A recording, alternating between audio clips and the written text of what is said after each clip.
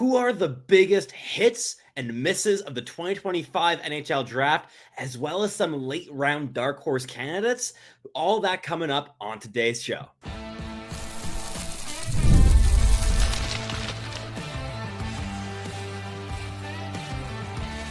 You are Locked On NHL Prospects, part of the Locked On Podcast Network. Your team every day. Hello, and welcome back to Locked On NHL Prospects, part of the Locked On Podcast Network, your team every day. On this show, we break down everything prospects related for you 5 days a week, Monday through Friday.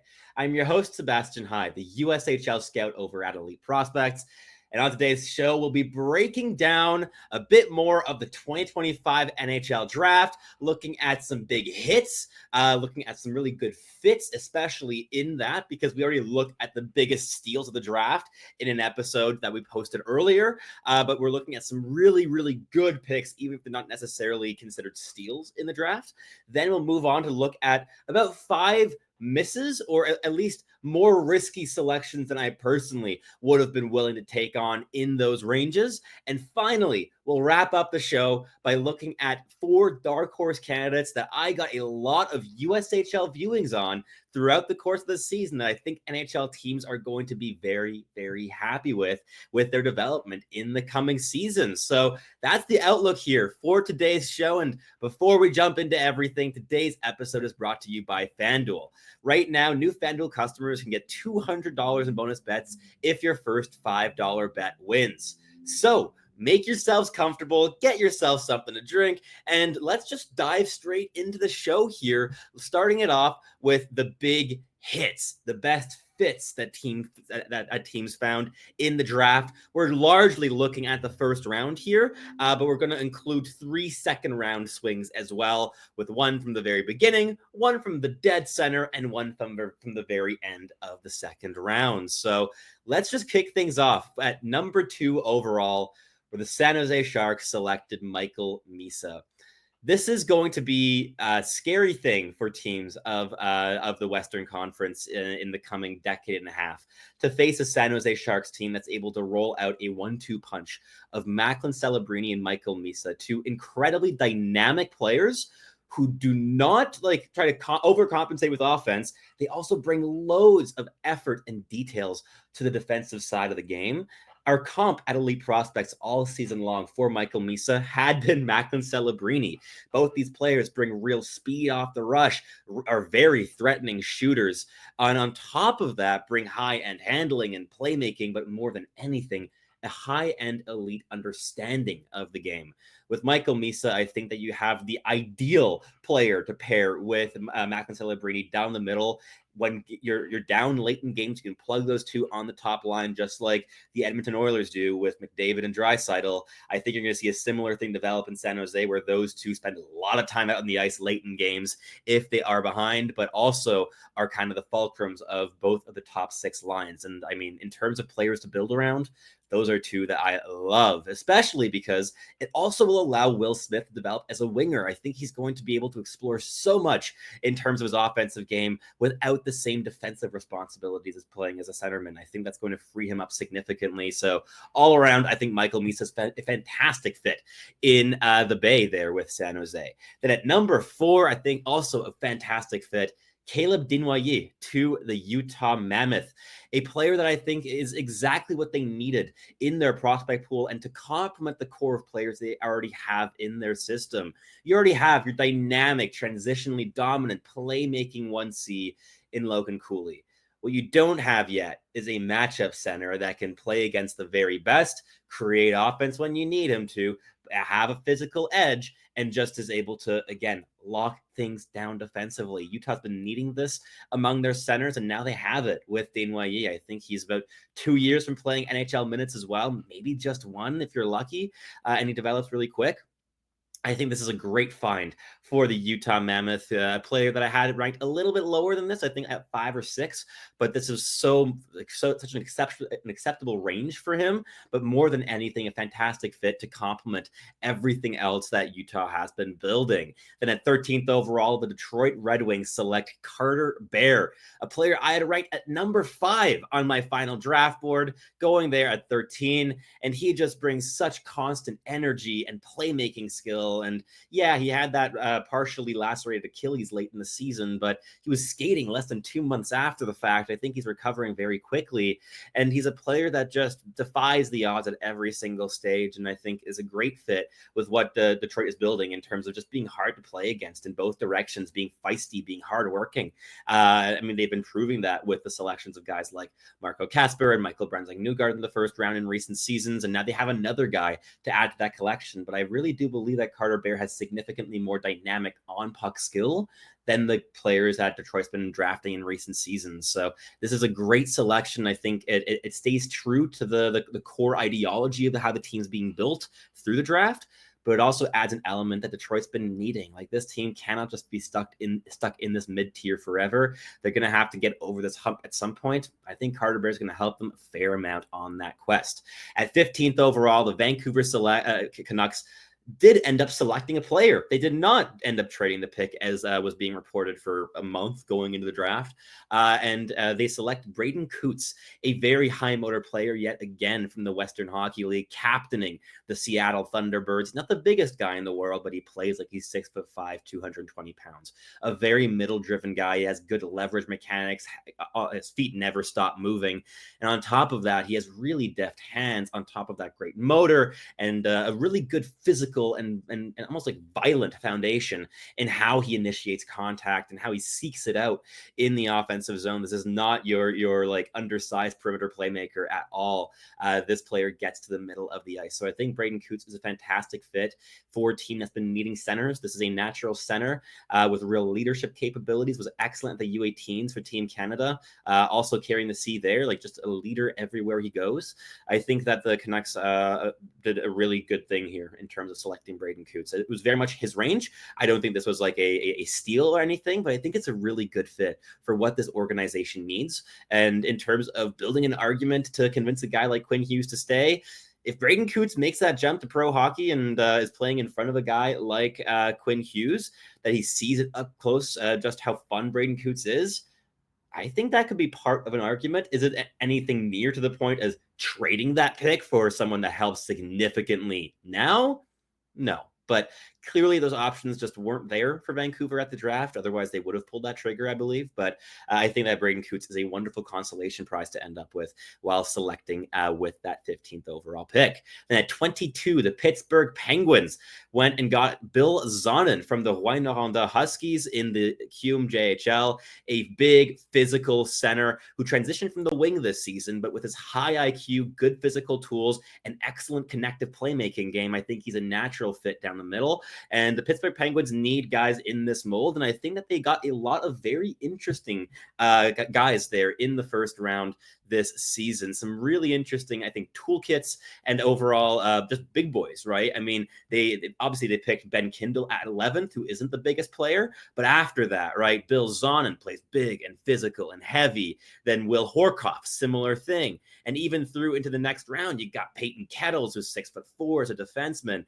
I think I like this in terms of how Pittsburgh is building this team. They're definitely going for some size and some heft, but they're being very strategic with that, because when they're going big, they're going smart. And I like that combination a lot. And Zonin is very much like the embodiment of that, in my opinion. A player who's one of his favorite pastimes is playing chess. He's a very strategic thinker, both on and off the ice. And for a player who took massive strides this season in growing his game, transitioning to center, improving his skating ability, and just exploring his offensive dynamism as a playmaker especially, he's got a lot of runway. So I think in terms of a player who could be a really solid middle six option for a long time and is positionally versatile, great selection here for the Pittsburgh Penguins, who I think is going to fit in really nicely with the other collection of prospects that the Penguins have in their system. Then at 25, we had the Chicago Blackhawks picking Václav Nestrašil, my favorite player from the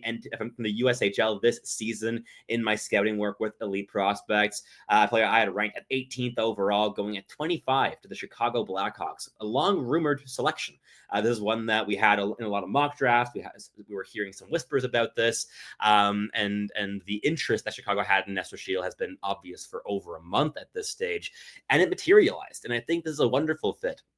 Nestrašil is a big player. He's 6'6", 190 pounds. He's still filling into his physical frame, but he brings a great degree of both intensity, motor, physical runway, but also puck skills and creativity. This is a very explorative and also opportunistic player. He uses his surroundings to his advantage, whether it's popping the puck off the back of the net and spinning off his check to collect it behind the net and try to create something from Gretzky's office, or using the boards really creatively as well as a passing tool. This is a guy who uses what is available to him and thinks outside the box a little bit. And I think when you combine that with a projectable defensive effort, this is a player that was out there in every important situation for Muskegon this season on their run to winning the Clark Cup in the USHL. He was on their PK. He was there defending late leads. Whenever they needed someone to be there and be stable and reliable in his defensive and energetic duties, Nestrašil was on the ice.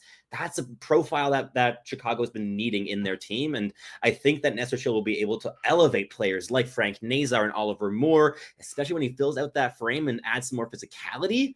Oh, yeah, he's going to be a very, very fun player. And when you pair that with potentially Mason West down the road, who's also a very fun pick that I also think fits in nicely as a calculated risk in Chicago, they picked at 30th overall, I believe, trading up for him in the first round.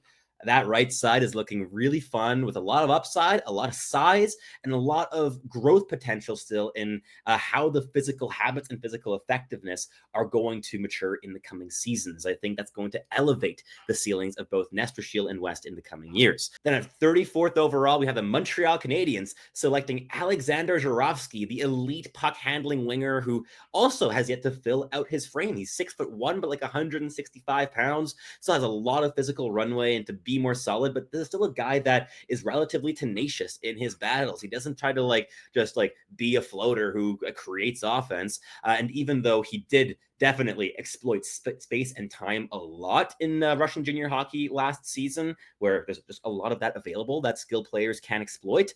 And a lot of his points were coming from those situations. I think that the combination of quick processing, puck skills, heavy shot, and growing physical tools is going to help him adjust as he goes up the ranks, whether it be to the KHL or eventually to North American professional hockey as well. I think he's a great fit in Montreal. They are a team that likes taking their swings on upside, right? And they already have Ivan Demidov, who's also a childhood friend of Alexander Zhuravsky. They know each other for quite a while. Have these skilled Russian players in their system. And look, the Habs need to get some more top six talent in their prospect pool, and Zhuravsky has that upside. So I think he's a great fit. At 46th overall, we have the Utah Hockey Club selecting Max Psinitska from the Portland Winterhawks in the WHL, a Czech player who began the season playing pro hockey over in Europe and then transitioned to the WHL a couple months ago and looked significantly better here on North American ice than he did against pro competition in Europe. He was really adjusting well on a team that was really flailing a little bit. So he was getting massive minutes, 28, 30 minutes in games, and was very heavily relied upon. And he's a guy that I think he obviously brings a good amount of size, right, at 6'5", but he also offers a real nice basis of mobility, of defensive awareness, and of room to grow offensively. He's never going to be the most dynamic offensively, but I think that he has some really good offensive ideas. There are some decent elements of deception to fool checkers with one passing lane in order to hit the other with a little look off. Like, he has these elements in his game that I think are going to keep blossoming in the coming seasons. But to wrap up the hits section here of this episode, we have the Carolina Hurricanes at 62nd overall selecting Ivan Ryabkin, another Muskegon Lumberjack. And I think this is a great range and also a great team for him to land in. In terms of Ivan Ryabkin, the concerns, very clear. Engagement, fitness, motor, and overall just habits, a consistency of habits, I would say. Massive issues. He has to fix these things in order to hit the ceiling that his high-end intelligence on puck, the playmaking vision, and the goal-scoring skill allow. And if there's a single team in the National Hockey League where Ivan Ryabkin, the only way he's going to play NHL minutes for the Carolina Hurricanes is if he improves massively as a checker, as a player who helps the team and is part of a system rather than just an individual doing his own thing, he's never going to play minutes under Rod Brind'Amour as he's currently constructed. That gives me hope that in the coming seasons, he's going to be channeled down the direction that he needs to in order to maximize his ceiling. I think that's one of the best landing spots in order for him to maximize his chances of hitting that potential. So I think this is a really good fit for Carolina, where they always keep onto their draft picks, so they have the luxury of having so much quantity in their system. Yeah, Ryabkin's a risk, but there's also a lot of skill, a lot of upside, and as a baseline, just violent physicality as a bottom six guy that you can work with. So I think he's a really good fit there in Carolina, but that wraps things up here for the first segment. In the next one, we're going to talk about a couple misses of the draft. But first, a quick message from our sponsors here at Locked On NHL Prospects. Summer sports are in full swing, and whether you're all about the baseball under the lights, golf on the green, or high-stakes soccer action, FanDuel is the best place to make every game even more exciting. You're already following the action, so why not make it a little more thrilling? With FanDuel, you can get in on the game while your friends are getting sunburned at the beach. I've been using FanDuel to track my favorite matchups, and the app keeps it fresh with new daily promotions and fun ways to bet. It's easy to use, fast to pay out, and makes even regular season games feel like must-watch events. Whether I'm placing a same-game parlay or watching a bet ride into the ninth inning, FanDuel makes it feel like I'm part of the action. New to FanDuel, new customers can bet just $5, get $150 in bonus bets if your first bet wins. Open the FanDuel app today or visit FanDuel.com to get started. All right, let's keep this episode rolling here in the second segment, breaking down 5 of the misses of the draft. And I'm going to preface this. I'm not saying these are misses as in these are awful picks. These players are going to bust. I've been doing this long enough in terms of scouting to know that super confident bust takes, they're not overly consistent. So this is more about missing based off of what the team needs and what they ended up getting. So this is a little bit more about fit, a bit like it was in the first segment with the hit section, right? So we're not writing off these prospects. We're not saying that they're not going to be really good, useful players for these teams. What we are saying is that they may have left some real value on the board in these slots. Starting it off at 3rd overall, Anton Frondell gets picked to the Chicago Blackhawks. Something that was very unsurprising. We've been hearing about these rumors for over a month at this point, that Anton Frondell was not only getting looks at 3, but even at 2. The question was, is he going to be available at 3? Not, are the Blackhawks going to select him if he is? So they went and did it, and it didn't shock anybody. But I think with Frondell, where I'm kind of left feeling a little bit disappointed if I kind of put myself in the shoes of a Blackhawks fan, if you look at the last 2 drafts, picks number 2 and number 3 overall, you're getting Artem Levshinov and Anton Frondell. Neither of those players to me is a slam dunk top pairing or top line player. I think Anton Frondell has significant top 6 upside, might settle into a middle 6 upside role if he doesn't fully translate. It's possible. I think that's more possible and plausible than him being a slam dunk first liner, even on a line with a Connor Bedard. I have some question marks around Frondell, especially around how his skating is going to allow him to be active outside of just isolating in the defensive zone and the offensive zone. He's a very effective defensive zone defender. This is a guy who gets involved. He's disruptive. He's physical. He's not like your Selke candidate Barkov style of player, but he is very effective defensively and physically engaged. And offensively has an absolute howitzer of a shot. So you have these elements that are really special. And the production was excellent this season in Hockey Allsvenskan with Djurgården IF, right? Almost a point a game against men. Really, really great production. I think Victor Eklund had a lot to say in creating the offense that Frondell profited from. I think that there may have been a bit more of a leaning in one direction as to which player created more for the other. And I don't think that was favoring Frondell. But what I will say is even though you're maybe not getting the highest potential upside in Anton Frondell, you're getting a really, really good NHL piece and very soon. So still a very good player, a player that any team would be happy to have on their roster. I just think that for the Chicago Blackhawks, if you're going center, I think a guy like Caleb Desnoyers has more upside. I think he's a much more connective player with his playmaking. I think that he has more room to grow physically. I think he's better defensively. I think he would make that future Blackhawks lineup look a bit more cohesive as a Connor Bedard partner if you want to move Bedard to the wing long term. That said, I still think that Frondell's a really great player. I just think that the Blackhawks could have maybe done a little bit more with the selection. But hey, that's just my opinion. But we'll move on to the 8th overall, where the Seattle Kraken select Jake O'Brien. And this is a bit different because I think in terms of like upside, perfectly reasonable selection at 8th overall, right? I think some people are even going to say this is a steal at 8th overall because some people had him ranked 4th overall, 5th overall. That's great value here. This to me has a lot more to do with Seattle as an organization and what they have in their system. They already have guys like Berkeley Catton, Shane Wright, and Matty Beniers.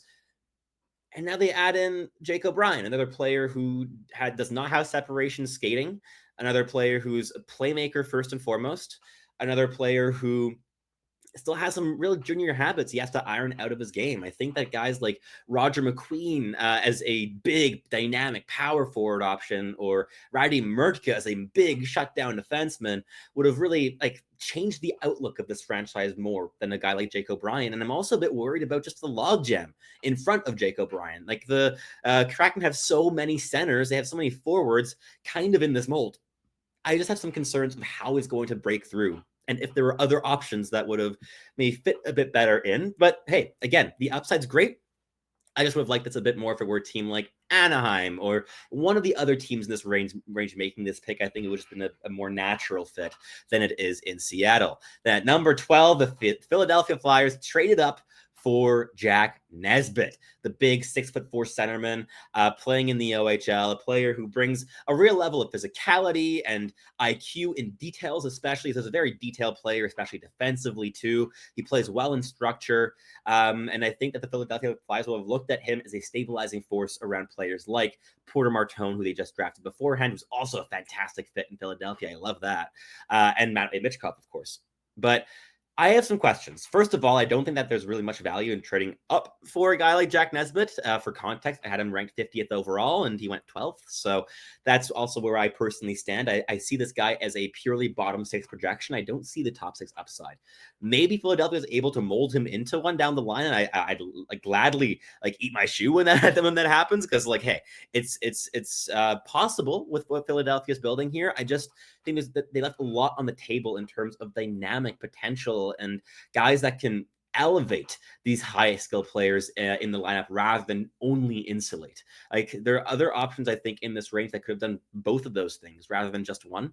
And I think that that Nesbitt is a guy that is more of an insulator than an elevator. And even like the option with like rather than trading up, just sticking with the pick they already had and drafting a guy like Bill Zonin, I think there have been better value there than in a guy like Jack Nesbitt. So that's where I personally stand. So I think that's a bit of a miss with Philadelphia, but they had a fantastic day 2 of the draft. So definitely recouped a lot of value in those selections, especially in the second round. So really liked the day 2 for Philadelphia, but was a bit perplexed here by that first round selection. Then at number 20 overall, Pyotr Andrianov going to the Columbus Blue Jackets, the first goaltender selected. Really impressed at the Russian camp right before the draft, a couple weeks before the draft, and was like really like athletic and mobile and explosive in his movements, and was able to seal his gaps really well. But I think with this player, I saw him more as like a mid-second round option. I think I see him as a guy that still has a lot more need for development, perhaps, than this draft slot would suggest. That said, I still think that, look, if you're swinging on a goaltender, going on a big athletic Russian one who's been in the public eye for a long time, Could go a lot worse than that. I just think that 20th overall, when there was still so much talent on the board, right? When you're talking about guys like a Lyndon Lakovic, even a Václav Nestrashil, Logan Hensler was still there. You had so much, right? And I think that in that sense, Peter Andrianov, I don't think has the same level of upside, but clearly the Columbus Blue Jackets do. They went out publicly and said that all three players they selected, Jackson Smith, Peter Andrianov, and Malte Vas, with their first three selections, were all ranked inside the top 14. So clearly they see massive value in Andrianov. So time will tell how that ages. But at least for me right now, I think that perhaps there would have been a wisdom in swinging on dynamic potential rather than taking the goaltending lottery here in the first round.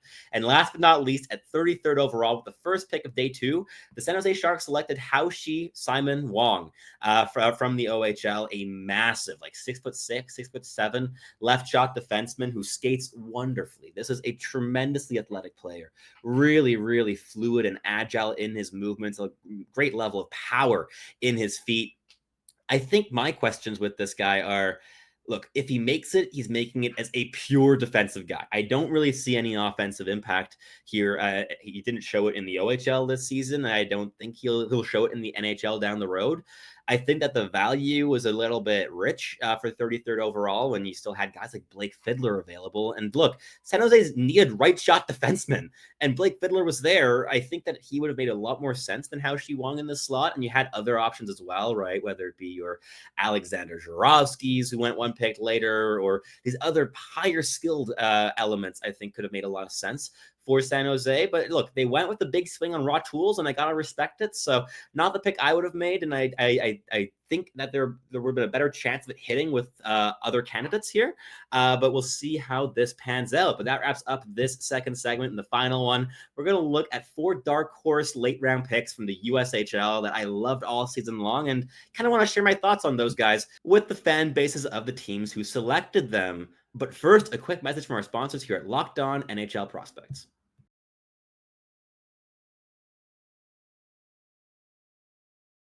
All right, let's wrap up the show here in the final segment, breaking down the dark horse candidates from the late end of the draft. And I'm just going to focus in on the guys that I know best here in the USHL in terms of this selection of players. And we'll kick it off at 151st overall, where the Tampa Bay Lightning select Everett Baldwin. This is a 6-foot right shot defenseman, about 176 pounds, who skates wonderfully. This is a tremendously agile, explosive, mechanically gifted skater who's shown a lot of handling and activation upside at the prep school level. And even in his call up to the NTDP at year's end, looks really comfortable, not only with the puck on a stick, making breakout passes under pressure, handling through layers, but also in holding himself up physically. He has a really good base. He has a good understanding of leverage. He's a player that hunkers himself down and is just a very sturdy player and is difficult to move off of his spot or of the puck. So I think that combination of things and being drafted by Tampa Bay does not hurt. I think Everett Baldwin has some real boom potential as a maybe like bargain, like number 4 defenseman down the road who can move the puck really well, hold his own physically, and yeah, just be really fun at both ends of the ice. Then at 188th overall, the Winnipeg Jets pick Edison Engle from the Dubuque Fighting Saints in the USHL. And Engle's another player who skates wonderfully. He's another well above average skater, a good level of explosiveness in his feet, good depth in his stride, and a high level of agility. But he's 6'2". He's a bit bigger. He still has a bit of filling out to do in his frame. I think he's around 185 pounds or thereabouts. But I think that in terms of the physical involvement, there's still room to grow. But he showed a real progression there this season, which gives me some real hope of how he's going to project. And he makes a very good first pass in the offensive zone. There are flashes of manipulation and using his high-end skating to just like drag defenses from one end to the other and to just create those gaps through his lateral mobility. I think he's a great get here for the Winnipeg Jets, and a player I liked almost as much as their first round pick in this draft, Sasha Boumedienne. So I think that Engle is a great selection here late in the draft. Now we've got 2 more picks here from the 7th round this time, with the Buffalo Sabres selecting Ryan Rucinski from the Youngstown Phantoms. This is an undersized center. Excellent in the faceoff dot, really won a lot of draws down the stretch for Youngstown, and was one of the big reasons that Adam Banach was moved to the wing, was because Rucinski was such a stabilizing force down the middle. His motor never stops. He's constantly popping from traffic into a little part of soft ice in order to receive a puck and quickly do something, but he lives around the net front. He's very middle driven. He's constantly in the fray, in the mix of things, rather than on the outside trying to poach something. He's really engaged and active, and I really respect that. I think that with that motor, with decent handling skill, with a decent shot as well in tight, I think that there is some bottom six scorer upside here, and he has the checking habits. He has the intensity. I think the defensive game can grow, and the faceoff skill is something to double down on. So Buffalo, great selection there late in the draft. And last but not least, one of the funny stories of the 7th round, Aidan Park, who went down to the podium after getting selected in a hoodie, not really expecting getting drafted after wanting to hang out with his friend Riker Lee, but he was put on a private jet to go off to Nashville. So Aidan Park just decided to go to the draft anyways because he lives in the area. And he went to the Edmonton Oilers at 223 overall, I believe the penultimate pick of the NHL draft. And he's a guy that's just very intelligent, very hardworking, decent enough playmaker. He has to improve his skating and he has to improve his handling at speed. But with those elements, I think he's a pretty linear projection to a bottom six role in the NHL someday for what you're going to get in the 7th round. He has the underlying habits. He's a D+1, but he has a lot of this maturity, I think, in his game. He has a history of scoring and of production. He's very intelligent in the offensive zone. He's a very supportive player through his motor, through his off-puck instincts, and his awareness of space and time. I think he's a great get here in the 7th round, and a player that I would have been considering as early as the 4th or 5th round. So great value there in the 7th. But that wraps up the show here for today. Let me know in the comments down below who your biggest hits, misses, and dark horses are of this year's draft class. I'd love to hear of your thoughts. If you're listening on your favorite podcasting platform, please do make sure to make us your first listen of the day. It's always appreciated. And for your second listen, you can head on over to Locked On Fantasy Hockey, where Flip and Steel break down everything that you need to know to build yourself a competitive and sustainable fantasy roster. That's all for me today. I'm your host, Sebastian Hyde. Thank you so much for tuning in as always, and I'll catch you listening again very, very soon.